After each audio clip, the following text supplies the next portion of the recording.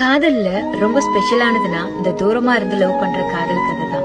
அவ இப்ப என்ன பண்ணிக்கிட்டு இருக்கா, அவன் சாப்பிட்டானா இல்லையா, இன்னைக்கு ஏன் அவன் வாய்ஸ் கவலையா இருக்கு, அவனை திரும்ப நான் எப்ப பாப்பேன், நிறைய பாசத்தை வச்சு பார்க்காம இருக்கும்போது இந்த மாதிரியான கேள்விகள்லாம் மனசுல ஒரு ஏக்கமா இருக்கும். அடிக்கடி பாத்துக்கிறது கிடையாது, ஆனா உன் நினைப்புலதான் நான் இருக்கேன். சாப்பிட்டியான்னு நீ கேக்குற அந்த ஒரு வார்த்தை ஏக்கத்துல இருக்கிற என் மனசுக்கு ஆறுதலா இருக்கும். உனக்கு ஏதோ ஆபத்துனா உடனே வந்து என்னால நிக்க முடியாது, ஆனா உனக்கு சின்னதா ஒரு கீறல் பட்டாலும் என் உசிறு சரிஞ்சிரும்.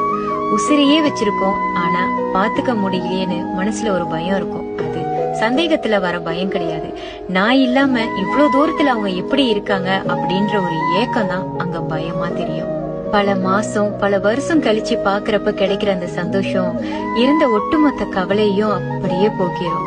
உனக்கு நான், எனக்கு நீ உண்மையா இருக்கோன்னு நம்பிக்கையில வாழ்றதுதான் இந்த தூரம்.